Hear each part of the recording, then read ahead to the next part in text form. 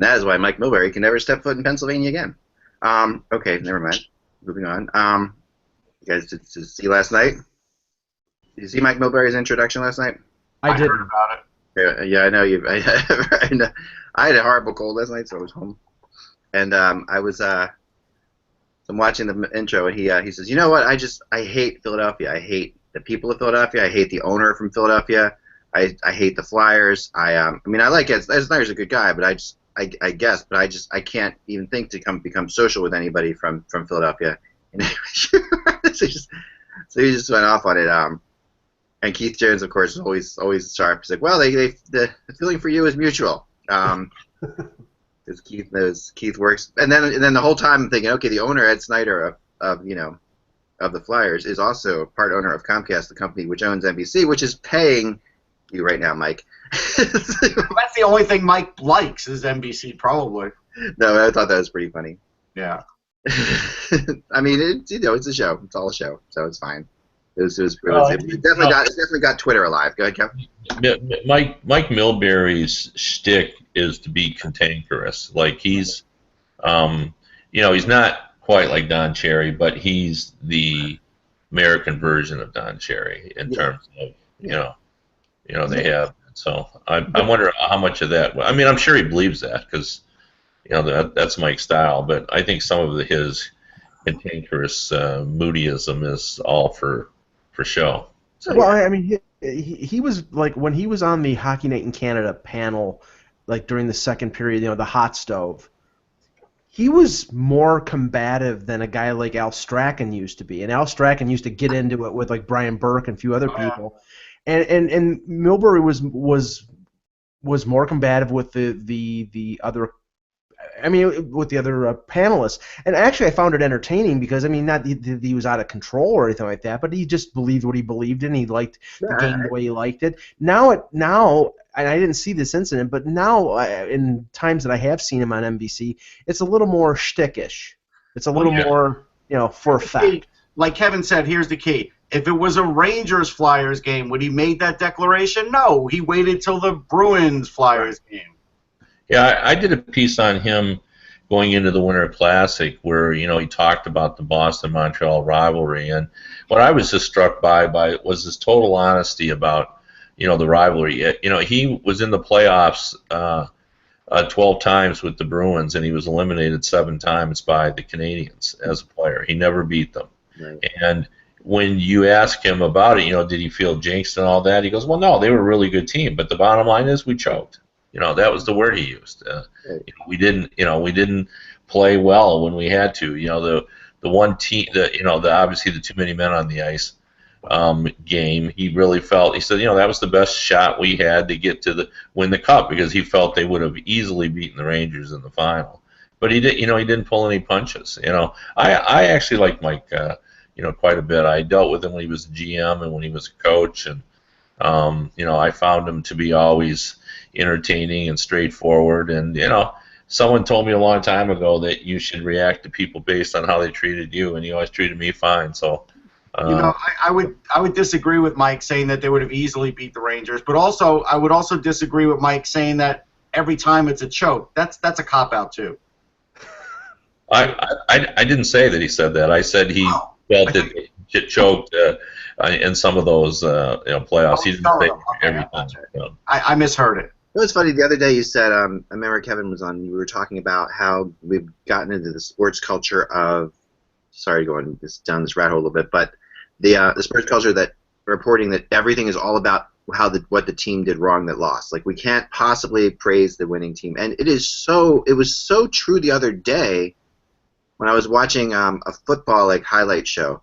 And literally, I was just keeping track for the fun of it because I started to hear this a couple times. I'm saying, this team choked, this team did it. It's never. And literally, I counted close to 35 references in this whole show about what someone did wrong, and about 4. I think there was 4 or 5. I think maybe 5 if I stretched it. References about what someone did right.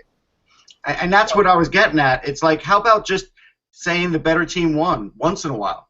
Yeah, but we report that way now. We definitely report that way. Last night when I was watching the Flyers-Bruins game at home, it was a very good game. Watching the game at home, at the end of the game, again, it was about, Boston has lost their last 2 games going into the third period. You know, they're the ones who, again, you know, it really just comes down to a team wins and a team loses, right? But a team does win as well. Let me address that a little bit. First, let me go back to the Milbury thing. He did give credit to the Canadians, you know, quite a bit. I mean, as he pointed out, you know, you look at the number of Hall of Famers on that team, and you know who was playing for it. You know, like it wasn't like it wasn't like he was saying they should have won every series. You know, most of the time the Canadians were favored, but he really felt the one good chance they had was, you know, when they lost too many men on the ice. But I'll tell you why that happened, though. It wasn't the media that turned on its own. It was the coaching. You know, as someone who was a part of all of it when it turned. And, you know, I remember specifically, I mean, the way you covered a game was you watched the game live, and then as soon as a goal was scored, and it still happens today, you run to the television and you look and you see what happens, and then, you know, you write it down. And it used to be, we used to talk about the moves that the guy made, and then, you know, suddenly out of nowhere we started talking about where the breakdown was. Well, the reason we did that is that's how coaches started talking, that the emphasis of the game changed in their perspective from what can we do to score a goal to what can we do to prevent goals. And, you know, that happened in about sometime in the 90s. You know, the Devils certainly played a role in that thinking with Jacques Lemaire. But once coaches started talking like that, then it was natural for writers to start writing like that. And now, you know, you never ever talk about what a guy made a great move. You always talk about the breakdown that caused the goal. Yeah, I mean the show that you must have been watching, Ak, on the weekend was probably talking about the Cincinnati-Pittsburgh game, and in that instance, it was the team that took 2 penalties at the end of the game that cost them the game. So you can't avoid talking about the team that lost and what they did wrong. But I will grant you that there is an overemphasis on, you know, what a team did wrong in a situation, and I'm guilty of that because, you know, the teams that I've covered have done lots of things wrong. Yeah, and I get it. I mean, and you're right. We have become more than ever before. We can pinpoint what goes wrong on every play. You know, more than ever before we can, and that is definitely. I mean, we have so many angles, so many replays, and we've been told, like you said, we've been actually educated by the coaches more than ever before as well on these things too. Like they have told us flat out, this guy's supposed to, you know. Our breakout system works this way. We know everything that goes on. So, yeah. What's interesting, I remember, you know, and you forget about these things, you know, now about how technology has changed everything from the way we view the game to how the game is coached. And, you know, I did Bill Gadsby's book many years ago, and Bill, of course, was a Hall of Fame defenseman with the Chicago Blackhawks, the New York Rangers, and the Detroit Red Wings. And in his book, I remember he told the story of, you know, in the early days, after the game, you'd have the breakdown of the game done by word of mouth, like that you would sit around and the coach would sort of remember what happened. Right. And I could remember his defensive partner, but he poked fun at him because no matter what happened in the game, he always would say, you know, I had my man. You know, that was his answer to everything. But I had my man. I don't know what happened, but you know, I had my guy. And you know. There was no way to dispute that. Right. You know, there wasn't replay on everything. I mean, it was sort of your word against his. If you remember that he didn't have his man, you'd have to confront him. And, you know, he would never admit, you know, being out. And, you know, now like, nothing is lost in any game. Like, I mean, like Ek just said, we now know everything that happened on the play, and also coaches have educated us and explained to us, you know, what's supposed to happen. So, well, the perfect illustration of that, Kevin, is Saturday night in San Jose. Brent Burns scores the opening goal for the Sharks. Nazem Kadri does what I would call a Toreador defense, an Olay at center ice, and he goes around Dion Phaneuf and roofs it past Jonathan Bernier. Within 15 seconds, that was on a GIF or a Vine on Twitter and was retweeted about 120 times. It was instantaneous. Everybody saw it. If you weren't watching the game, anybody who was on social media saw Kadri get undressed and Phaneuf went around like he was standing still. you can't miss it. Now the technology is there, and you can't miss it. Let's make no mistake. It's infinitely easier in this world to destroy than it is to build. Like, it's just infinitely easier to tear something down than it is to create something. You know, like Not only is it easier, but it seems to be more desirable. That's the. Well, it's more fun because just if I wrote a story about if we all wrote a story about how great a team is, I've written those stories. I often write them. I write the best team in the NHL right now is this team, and I'll write that story, and literally. Nobody will. The only comments I get are the people who disagree with me and want to complain about it. No one else says, "Yes, you're right. That team is incredible." I will tell you the best example of how it's all changed, and it's in sports, is today on Oscar Day. I open up my Facebook, and all I see is people complaining about who didn't get nominated. It took me 25 minutes to figure out who did get nominated. Because, some people were upset that Mad Max was nominated and Star Wars was not. That's me. And then there was a bunch of people that were concerned about this actor and this actress and going on. So finally I had to leave Facebook because nobody said, hey, here's the list. And the other thing is the outrage. The outrage was incredible. Like, are people really all that worked up about all this? I can't see it. I can't see it. Well, it's funny, Kevin, because I worked in a movie theater for a decade. I was always into movies, and because of my mom, because she was always an Oscar fanatic. She would always watch it when I was a kid. Yeah, me too. I like watching the awards, and for actors that to me, it's one of the greatest injustices in the history of cinema that Peter O'Toole, one of my favorite actors, who was nominated 8 times for Best Actor, never won once, and I think he's one of the finest actors that I ever saw. He won the I think it's the Irving Thalberg Award, which was like an honorary Oscar, but he never won an Oscar for his acting. So things like that, like this year, I think Leonardo DiCaprio, he's been nominated 3 or 4 times, and he's not that he's getting up there, he's still a young guy, but I think they're finally going to give him Best Actor because he's earned it after many times of being nominated. Yeah, and that to me that's sort of part of the Oscar tradition that sometimes you don't win for your best work, right? But because this is the year where the field may not be as strong, and tie goes to the guy who hasn't been, who's been snubbed previously when he had some really fine work. So right. Russell, the Grammys are the same way. I mean, I go back to my favorite group. Yes, their only Grammy in 20-something years of existence was for an instrumental that was literally a minute long. Yeah. Russell Crowe didn't win for A Beautiful Mind. He wins for Gladiator. Right. The next year, Denzel Washington, who should have won instead of Russell Crowe for The Hurricane, which is a great movie, he wins for Training Day. So both of them won for roles that were not their best roles, but it was the right time.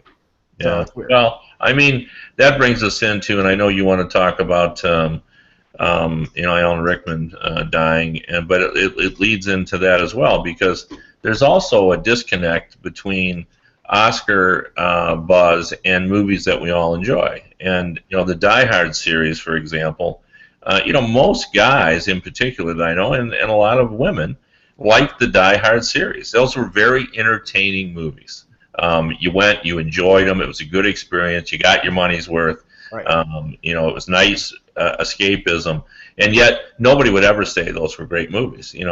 But you know what? Everybody went to them, and everybody likes them, and you watch them again and again. Yep. I mean, I was an usher at the theater that I worked at when that movie came out, and we would run a sneak preview the Thursday before it released on Friday, and everybody saw this standee of Die Hard with the Nakatomi building and with the big head of Bruce Willis, and was like, Bruce Willis as an action star? Because at that point it was Moonlighting and Blind Date, the Blake Edwards movie, and nobody thought, Bruce Willis in an action movie, that's ridiculous. And then we saw the movie.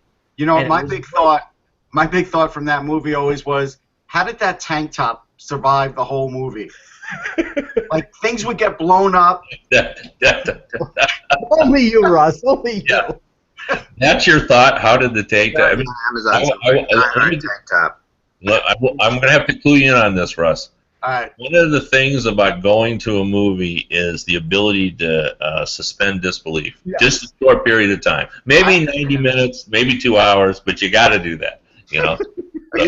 Yeah, we got to start. But are you a continuity freak like I am? I'm a continuity freak like crazy. I'm Like, not a continuity freak. It's just I love doing it. I love like seeing like this shirt is buttoned 2 buttons down, then now it's 3 buttons down, now it's 2 buttons down, that kind of stuff. I pick those things out all the time. I'll be brief on this. There's a movie called Grand Canyon with Kevin Kline and Danny Glover. Pretty good movie from it was good. I like that.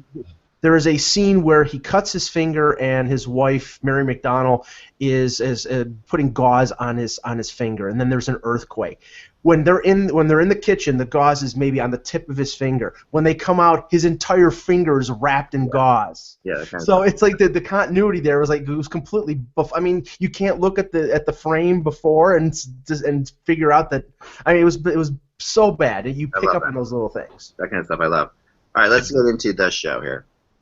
Okay, so Thursday. Yes.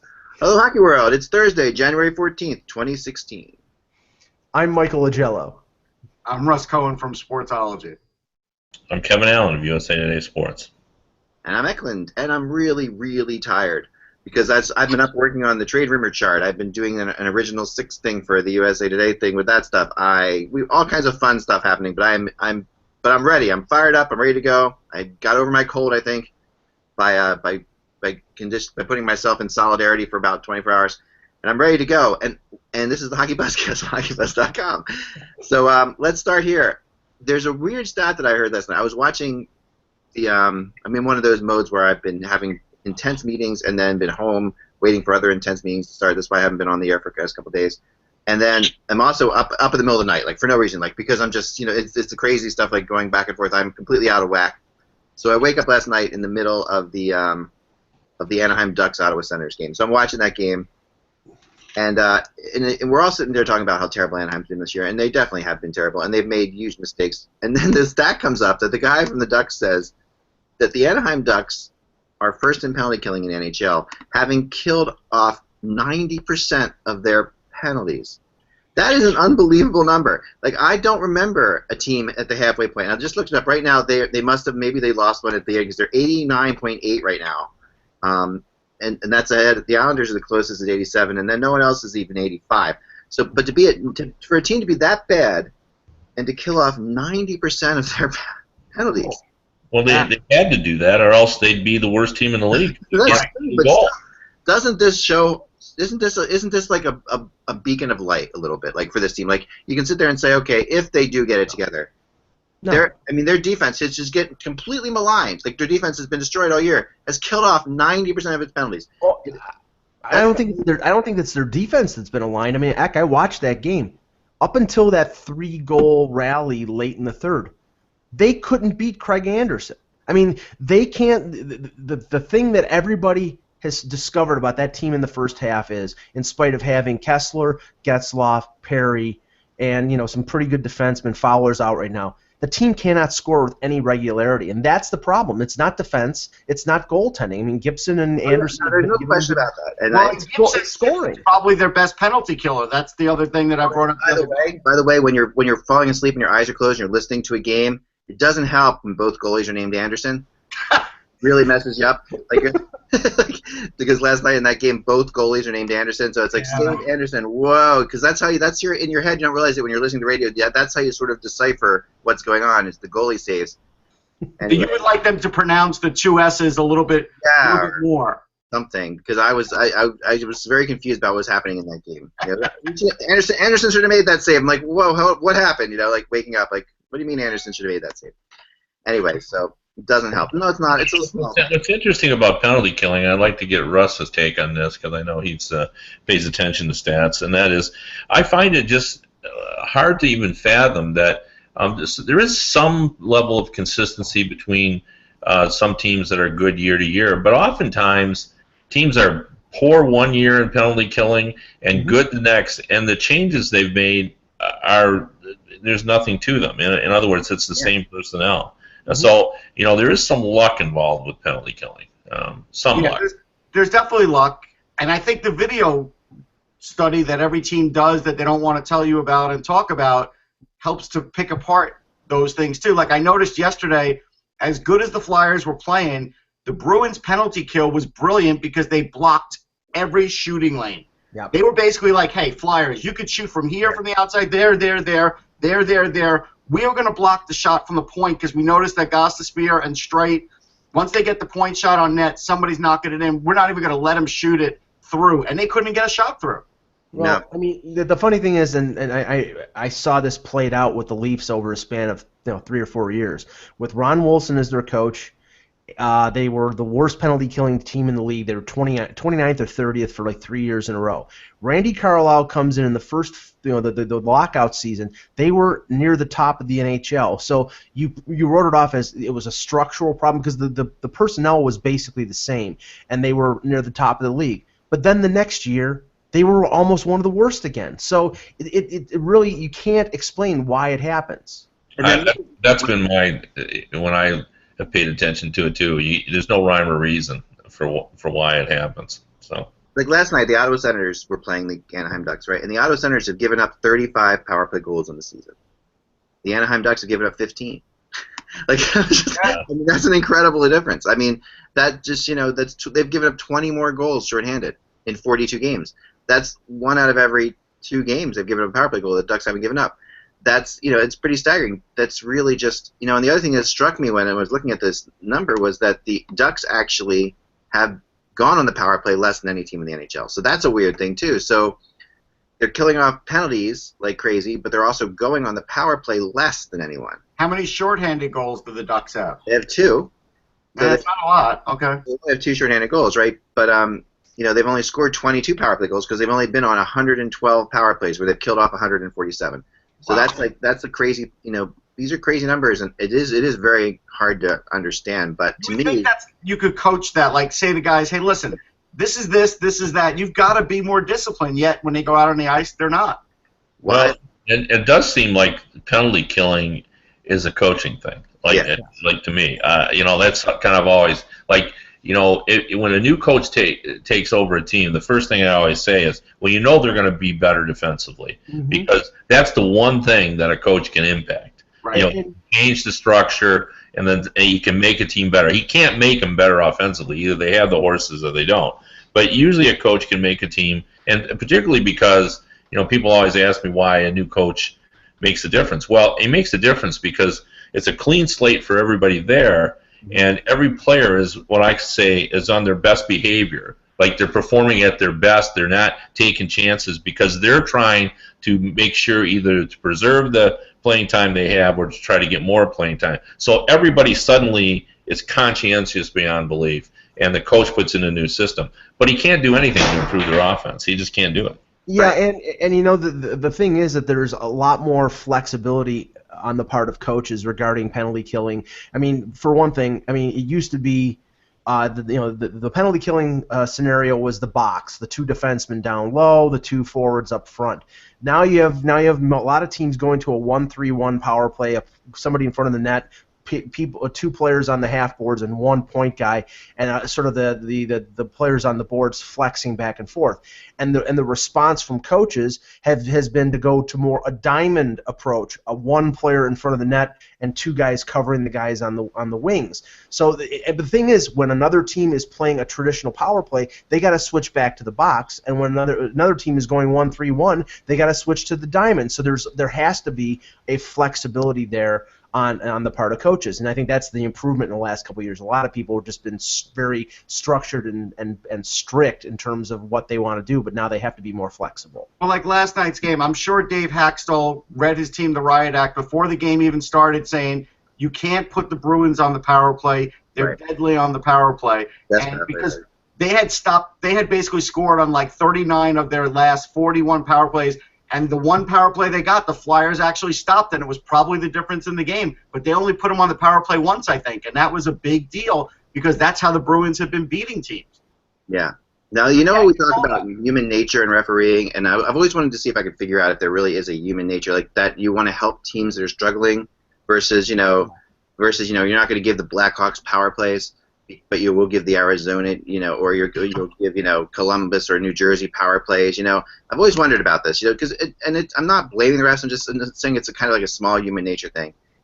The teams with the most power plays this year: Arizona, Colorado, Tampa, Florida, Nashville, New Jersey, and Columbus. All those teams I would consider small market teams that you want to help out somehow. Tampa's bigger, but we're not. There's nobody in there like a Detroit or Philadelphia or Washington's way down the list. LA's way down the list. Philadelphia's way down. Boston's way down. But Anaheim, of course, is at the bottom of the list. They've had the least amount of power plays in the league. But I wonder if he did that over years, if he could find some kind of. I've got an answer, or I think I always think I have a theory. You never know if it's right.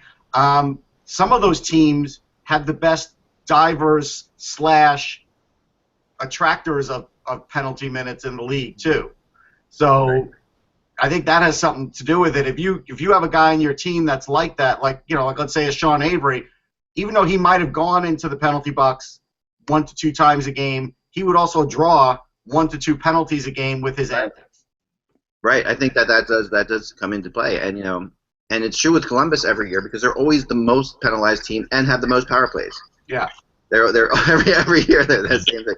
This year it's the same thing. They've been shorthanded 165 times. That by far beats everyone else, right? So, you go back down the list, the Buffalo Sabres have been shorthanded 100 times.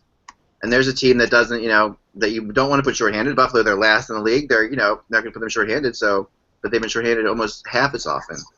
So I don't know, these statistics always kind of amaze me, but what's interesting because I've just played around with it in my head, and there really is no connection between it. It's not like they're all fast teams. Mm-hmm. Right. They draw a lot of penalties, obviously. It's interesting. That's fascinating when you. Yeah, the connection seems to be these are teams that aren't, that you want to help out a little bit or something like that. Chip Kelly's the new coach of the 49ers. Hold on, wait a second. I always perceive. Wait. What? Okay. Russ, or Mike, you just put into the chat room that Chip Kelly is the new coach of the 49ers? Yeah, it just came out. All right, well, they will win the Super Bowl. I'm telling you. I'm just throwing this out there right now. Right.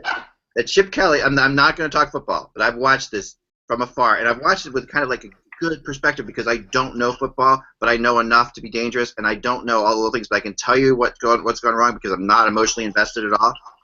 If you have a quarterback that can run the ball, Chip Kelly is great. If you have a quarterback who can't run the ball, he's a disaster. So to me, the whole thing with Philly came down to them never getting a quarterback that could run the ball, and picking up Bradford who couldn't run the ball at all. Literally. And now he goes to a quarterback who all he can do is run the ball. They're going to be deadly. They're going to be deadly. Anyway, throw that out there. That's except he's got a limited playbook, so we'll see. He's going to have to increase his playbook. That's my only input. Also, back to the Pacific Northwest, where his kind of thing plays better than it does in the Northeast. It does. Does this mean that the 49ers will have a different uniform every game? Right. Like the Oregon Ducks did. No, the one point I was going to make was the fact that it always seems to me, and maybe this is wrong, but it always seems to me that the referees are always looking to sort of balance up the penalty calls in games, where if a team is or if a team is ahead by a couple goals, invariably, Toronto or Columbus is up 2-0 in the second period against the Leafs yesterday, and the Leafs got the next power play. Just like the officials want to keep this game close and entertaining. I don't buy that. I don't either. I don't buy that. But I will buy the makeup call. The makeup call has been around since I've been a kid. Yeah, I'm with Russ on that completely. I don't buy that they're trying to make the game entertaining. I think it's human nature to work hard to be the perception to be fair. Right. And perception to be fair and what actually happens in the game sometimes come in conflict. Right. Okay. And so, in their mind, they're trying to be so hard to be fair that results, as Russ said, in makeup calls because they know in the back of their mind that they've given 6 straight penalties, and now it just feels like, boy, they must have done something to get a penalty, and that you get that call. If a team got a lengthy 5-on-3 power play, more times than not, the other team is going to get a 5-on-3 at some point during that game. Well, it just seems that way. I think it is less like that now. It used to be a lot like that. But now that they've tried to be a little more careful, but it still happens. I mean, we've all been at games where we sat in the press box and said, well, for sure the next penalty is going to whomever. Yeah, The black. very easy when you're. You can just feel so. Very easy to predict when you're there and especially when you're covering teams that that you have no emotional investment in or whatever. You're watching the game, you realize that there is nothing. There's absolutely a evening out thing here. There's no question that that's going on. So I want to get into Kopitar and Stamkos for a second, because before we do that, what I wanted to do is I wanted to show you something about life imitating art, okay? Because I've been doing the original six thing, as you guys know, for Kevin Allen's original six thing, and so the leading. Oh, by the way, I just told Shane about it. He had no idea this is going on because he lives in a bubble, and he's very happy that this is going on and he's getting positive feedback. But he didn't even know about it. I did tell him about it. But that's great. That's awesome. So here's the standings at the halfway point. Okay, so Detroit has come on. They're 4-1 here. Detroit leads the league. Toronto second, Boston third, the Rangers fourth, Montreal, and then Chicago pulling up the rear here. I thought you said art imitates life. Here's the top 20 players. All right. Yes, it does imitate life. Here's the top 20 scorers. Number one scorer, Anze Kopitar. How about that? He's just signing a big contract right now and leading the original six scoring on this dominating line of Tarasenko, Kopitar, and Parise that is absolutely tearing apart the game. I mean, they really are. They're astonishing. I mean, that's 8 points in 5 games for Kopitar. Where's Kovalchuk, Laidlaw? Tell me. Come on, man. Where's Kovalchuk? Fascinating things about the Red Wings, okay, because they're the first, and then we'll move on. But fascinating things about the Red Wings, I love this. I've been doing all this. I get too geeky about this stuff. I'm sorry about that, but I really get into this. Here's the fascinating thing about the Red Wings is this. We talked about, remember, they drafted a crazy number of great players, right? Like what you would expect to be centers. Here's their point totals. Sedin's leading the way with only 5 points in 5 games. Nash, but look down the list here. Stamkos 3 points, Crosby 2, McDavid 2, Tavares 2. They're winning. I mean, Blake Wheeler, Monahan, Zetterberg. These guys are. This team is very. I mean, first of all, you have a lot of players who scored goals on this team, right, in a very short period of time. A lot of different players. But the story of this team has not been any of that. The story of this team has been, in my opinion, the MVP of the league, maybe besides Kopitar at this point. Well, I mean, Roberto Luongo for the Red Wings has been unbelievable. He is literally. There is a small sample size, and when Travis Hamonic has as many points as Steven Stamkos, you have a small sample size here. Oh yeah, well Stamkos did win, did help win the only game so far in the original 6 that went to a shootout. But that was there's been some fun stuff. I'll have more on this later. I'm doing a highlight reel and all this stuff, and I'm almost halfway through. I won't tease I'm almost done the second half already, but I just wanted to give you the first half of where it is, right here, because it's good stuff. So, but let's get into Kopitar. Who would have thunk? Who would have thunk it? Well, let me start out by Kopitar. The thing that to me is important about all this is, and this isn't really a surprise, but it confirms the $10 million threshold for superstar players. And it's important for players like Stamkos, like if there's any doubt, like the fact that there was no hometown discount, like it's clear now those are out of style. If you think back, Crosby took $8.7 million under the idea that because he at that when he signed that contract, he was deserving to be a $10 million player, but he took less because he wanted to make sure the team had be surrounded by talent. Right. Now it's pretty clear that when you get up in that range, and I'm sure Kopitar thought about this, is that he's able to he didn't take less. He took that $10 million price, the average salary, and therefore now there's 3 of them, and I'm sure Stamkos now will get that if he goes to the open market as well. But it's important for guys like Jamie Benn who are coming up in 2017. John Tavares is not that far away from that as well. So to me that's the significance of this contract, is that there was no real hometown discount there. He got a chance to get $10 million, and he took it. No one's shocked that he re-signed. I wrote about a month ago.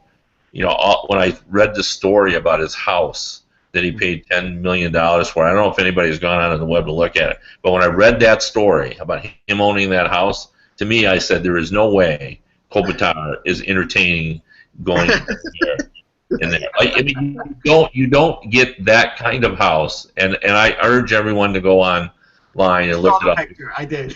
Yeah, because there's stories everywhere about this house. Yes. And he paid $10 million for it. You don't make that purchase and then think, maybe I should go to the Rangers or the St. Louis Blues. So he fully intended to re-sign, but it was important that I guess for the players around the league that he get that $10 million, and now he's got it. And the other thing about it too is, and this is the second point of this, both these teams that have now, the Blackhawks, who paid $10.5 million each for Kane and Taves, happy to do so. These are proven players, big game players, faces of the team players. But they knew when they signed them there would be consequences, and we saw the Blackhawk consequences last summer. They couldn't re-sign Oduya. They were forced to trade away Sharp and Saad, which was almost shocking in itself. The Kings will have consequences, of giving him $10 million. But what unites those two teams, as we all know, is they have won multiple cups in recent years. So their fan base, if there's a little slippage, their fan base is more forgiving. The Tampa Bay Lightning are in that situation now. They've got young players with getting restricted free agents this summer. And they've got Hedman coming up, who will be an unrestricted free agent in 2017. Right. They have major problems.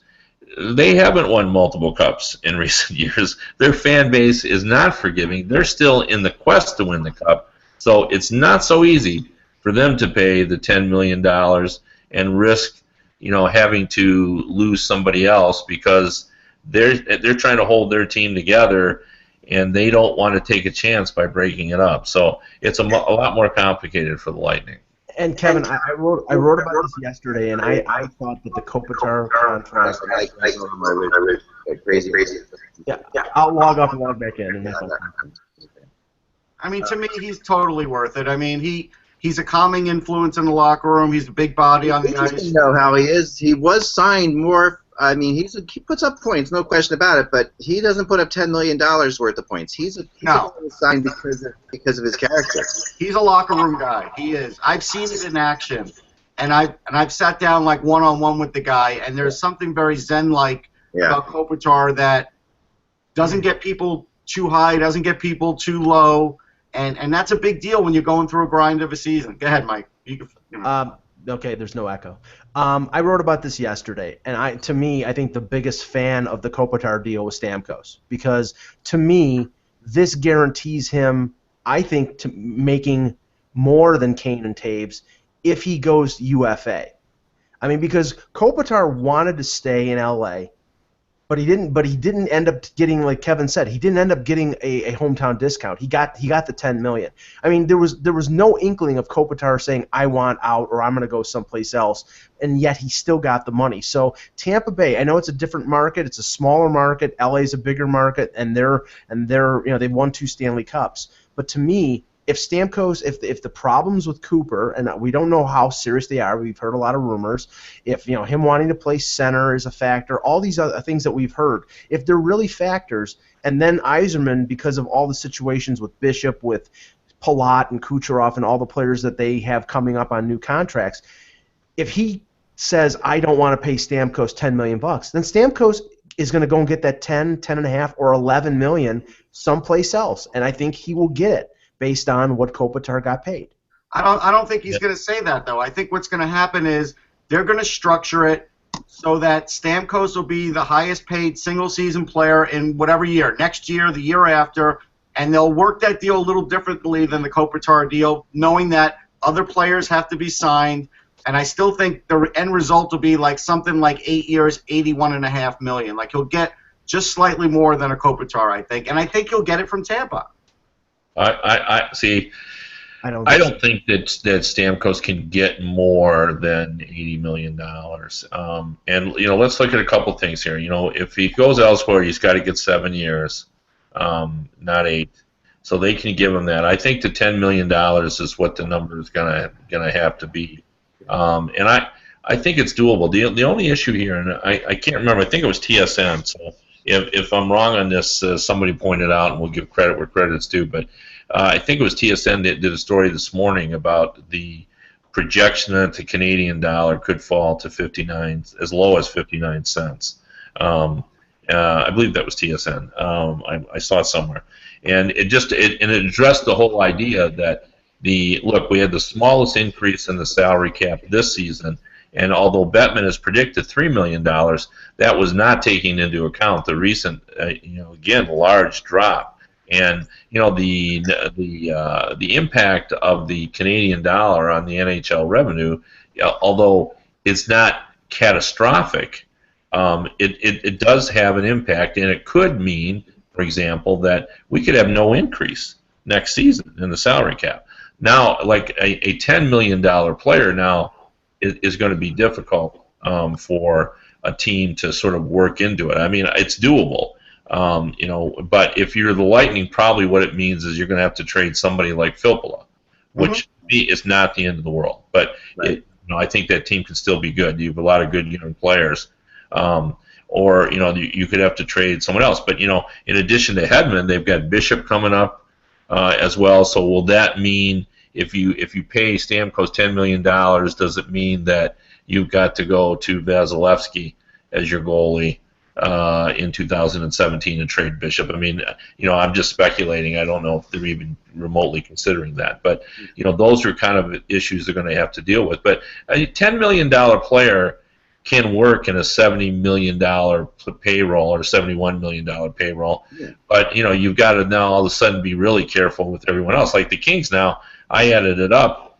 They got 18 players, $63 million committed. So they got 5 more players. They've got some players they're going to have to sign this summer. They certainly can't afford Lucic.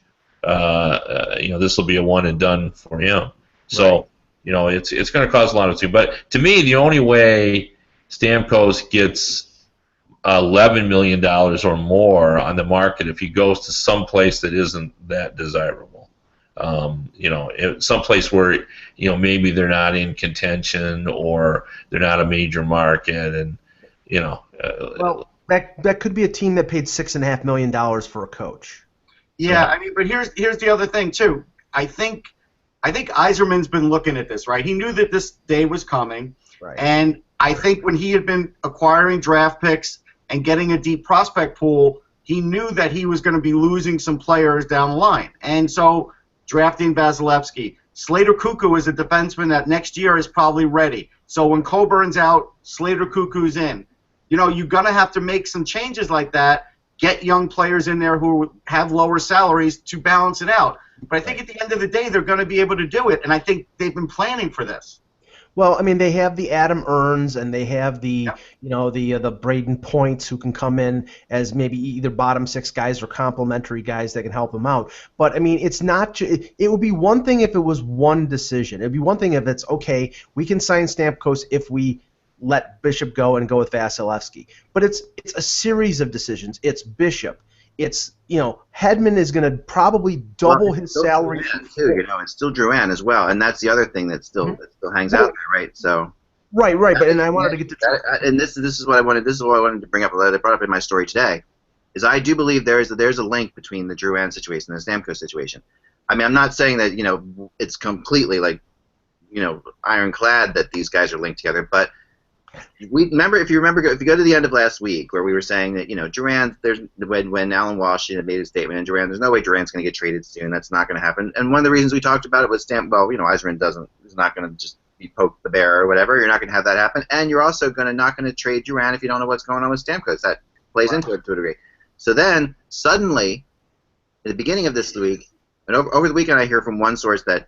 Don't be surprised if Stamkos gets done. Don't be surprised if there's actually an extension that gets signed sooner than later, that things could happen. And then suddenly Drouin is imminently going to get traded, everyone says. At the beginning of this week, remember, it was like, oh, he's going to get traded now.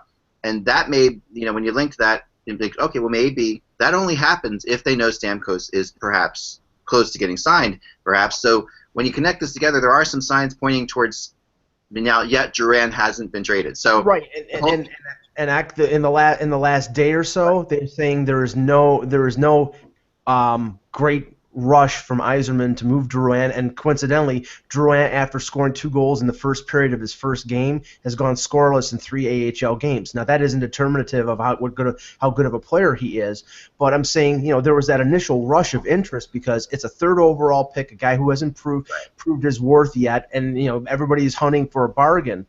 I don't know if one has to do with another because Drouin is no replacement for Stamkos. No, if but Stamkos both leaves. of them at the same time is tricky. I mean, that losing both of them at the same time, that's losing a lot of potential. Yeah, I don't think they want to do that or will do that. I don't. I mean, the only reason why what Drouin has done down in the AHL doesn't determine how successful he will be in the NHL. Agreed. But the reason why everybody thought it could happen this week is, so many scouts were there, and he was going to play 4 games in 6 nights, I think it was. Yeah. It was a real opportunity to see if he was healthy and if he still had that dynamic knack. That's what I was told. That there was a real opportunity, and it would have created. I mean, this is a "what have you done for me last night" business. Right. And had he played well in those games, I do believe in my heart that there would be a greater push. Or let me rephrase that. If he had been productive in those games, because I don't know whether he played well or he didn't, but if he would have gotten, and I think there was an expectation that he was going to go in there and score 4 or 5 goals in 4 games, and if he would have done that, I think there was a chance that Yzerman would have gotten him traded this week because he would have struck while the iron was hot. Now you're still talking about potential, so now you got to have more meetings. Well, what did you see? Did you, because we didn't see any goals. Did he look like he was ready? Is it just a matter of he just needs confidence or whatever? So now that we have to talk about it more. So, and I'm not sure that I feel that it really matters. Like the Stamkos thing and the Drouin things, like they may be connected, but I don't think it's like that important. Right. I mean, I think it's loose. I agree. The one thing I can tell you, talking to a lot of scouts, having them on the show, everything else, is they look at, like, who is Drouin's line mates? Because, again, Drouin doesn't get to pick his line mates when he gets sent down to the AHL. So is he sort of setting his guys up and they're not scoring? We don't know. We haven't been watching the games. Yeah, that's right.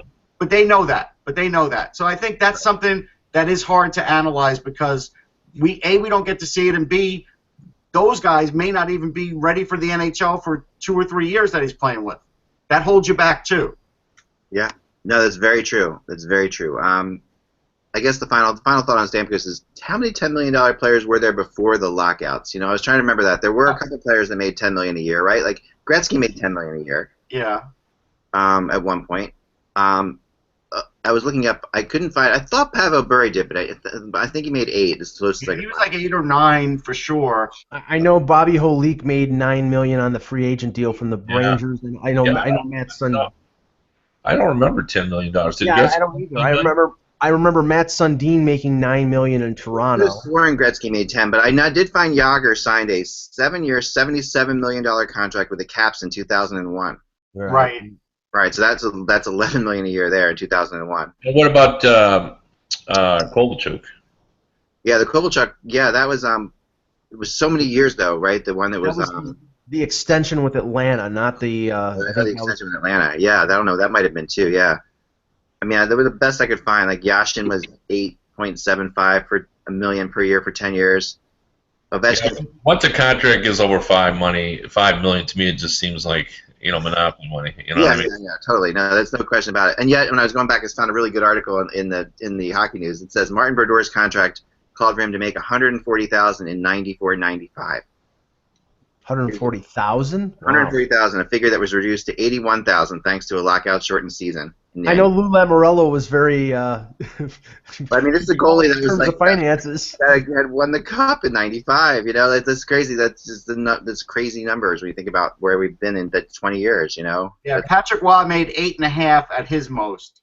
One of the things I remember in Wayne Gretzky's career, like it took him forever to make $1 million, and I remember always talking about that, and I really believe this, that there should have been a Wayne Gretzky tariff. Like every team in the league should have had to donate like or $50,000 to boost Gretzky up to to the $1 million mark, because he really was like it was hard to describe how important Gretzky was to the NHL back then. Yeah. I mean he filled up every building. Everybody, when he would come in, regardless of how the struggles you had, he would fill up your building. It was a phenomenon. He did, interviews in every city. It was amazing in the early '80s. It was such a perfect story for him. So much better than everybody else. The '99, the weird Edmonton Oilers uniforms, everything about it was just it was intriguing when he came to town. It was very It was very cool. Everything about his name, was oddly sounding, Russian sounding. The whole thing. I remember people talking about it. At the time we didn't even know hockey. Like, oh yeah, that Wayne. It's just a really familiar name, like Wayne Gretzky. And there's nothing like it. I mean, to be honest, there's nothing we've had. Like, you don't get the same feeling when Ovechkin comes to town, or even Crosby when he was so hot a few years ago. Yeah, I found an article from a guy named Alessandro Alicipi for the top salaries pre-cap era, and it looks like Kevin may be right. There may not have been a 10. Holik was 9.6. Teemu Selanne was 9.5. Jágr was 11. Yeah, they don't have Jágr on here. But that does sound like I remember that deal. I'm reading it on here from the Hockey News. Hasek made 8. Yeah. And Kevin, I'm pretty sure I remember watching the ESPN 30 for 30 about the trade, the Edmonton LA trade, and I'm pretty sure that they said that Gretzky didn't make over $1 million until he was traded to the Kings. Oh, here we go. Wait. So here's the top 10. I didn't even get to that. Wow. So Leach made $9.68 million one year. Chris Gratton made $10 million one year. Yeah, I remember that. Now that you say that, yeah. Pavel Bure did indeed make 10 one year. Okay. Paul Correa made 10. See, we forget pre-cap era. It's hard to remember the 10 million. But they didn't average 10. No, they didn't average 10. No. It says Nick Lidstrom 10.5, 2002, 2003. Yeah, these were like front-loaded deals. These were not like Here's the thing: they are front-loaded deals, and I think that's why our memories seem so bad. Because I just looked up Peter Forsberg. And this says Forsberg at $11 million, but I don't remember him getting an $11 million. No one cared about your annual AAV thing. It didn't matter. Jágr's listed at 11. Mario 11 . Oh, he made $11 million one year. That doesn't matter how many years he made. He made $11 million one year. That's something stuck with your head. Mario's 11.321. Yeah. I mean, Shea Weber made with the signing bonus. What did he make? $14 million in the first. And that's the thing. And now that when you add things like that, because my first thought was, and I couldn't get a quick search on my phone, I looked up Joe Sakic, but my screen went dead. This has Joe Sakic at $17 million for 97-98 because of the signing bonus, because of that deal the Rangers tried to sign him to, and all that kind of crazy stuff. So that's what it is. It's a different sort of breakdown of the money. $17 million. Yeah, Weber made $14 million. Here's the winner. You want to hear the winner? Yeah. $28 million. Sergei Fedorov in 97-98. He probably got $28 million one year and like $5 the next year. That's when Carmano signed him to the offer sheet. That's right. Remember, Carolina signed him to an offer sheet, and I think Detroit had to match. But Shea Weber it was $14 million the first 4 years of that contract, and I think $13 million of it is signing bonus. Right, and that's the way. So it's hard to really count that when guys are making just a legit $10 million now. Right. All right, last thing I want to bring in. This is the final thing for sure, I promise. One of the things Kopitar and Stamkos that I've heard is an issue is lockout insurance. Okay, I've heard it on the Kopitar contract. It's going to be on the Stamkos contract. I think this is I want to know the ramifications of lockout insurance. Having been a person who's covered 2 lockouts really intensely and not wanting to do it again, but realizing that we're probably going to do it again. Even though I talked to somebody like, what else could there be? It's 50-50 now. There's guaranteed salaries. That would cause a lockout. But some other technology could emerge that the players don't get enough of. Like, we don't know. Right, there's going to be something, but lockout insurance, the concept of it, is evil. Well, and what? It's just like, I don't know. I don't know anything about insurance per se, but I do know from, and we've talked about it before on the show with some of these extensions. The year that the lockout could happen happens to be the year that most of these players are getting their lowest amount. They're getting the signing bonus in July. Most of the amount of the contract in that year is signing bonus, and the base salary is only $1 million. So they get paid before there's any lockout. So Right. that in and of itself is the insurance. You know Right. what? I was just going to say, Kev, if I was an owner, I would call myself like Tex Cohen, and in the year 2020, I would tell my players, guys, I hope you saved your money. That's it. Yeah. And really, it's only the top players that are going to be able to command this kind of thing. So I don't know that it'll have a. Though, are there going to be? Are there going to be? By the time we get to the next possible lockout, which is what, 5 years, 6 years away? I forget. 7 years away now. 2021, 22. All right. I mean, theory, there could be 30 of them if there was one for each team. Right. There could easily be 30 of them. These are the players who the matters the most to, right? If they're getting paid during whether they play or not. How is this helpful in any way, shape, or form? I mean, it's like towards getting to a resolution of. I don't think they're thinking about whether it'll be helpful to the process. I think they're just Charlie Yankee Alpha. Yeah. It's self-preservation. That's what it is. For them, for the owners is what I'm saying. There is no benefit. I mean, the owners doing this really is mind-baffling. Sure it is, and sure there is a benefit. They get their players signed. They're going to worry about the lockout when the year of the lockout happens, and there's going to be, that's the way a businessman thinks. They'll worry about it when it happens. Yeah, the future Terry Pagula will worry about this, not the current. Is it legal to have a contract that makes it through like strikes? Like, if you're a teacher, can you sign a contract that says I'm going to get paid even if there's a teacher strike? No, because you don't have individual contracts. You're CBA. Right. Okay, right. So, all right, yeah, that we go back to that again. Yeah. Anyway, there is a scenario where you get paid during a teacher's strike. It's called walking through the picket line. Right, and we haven't seen scab hockey players yet, but we might. But let's say this: let's not talk about the lockout till 2021. Oh yeah, no, I hate the yell word. So yeah, we won't go there. But remember, guys, we'll be back tomorrow without the buzz. It is just hockey. Enjoy your night.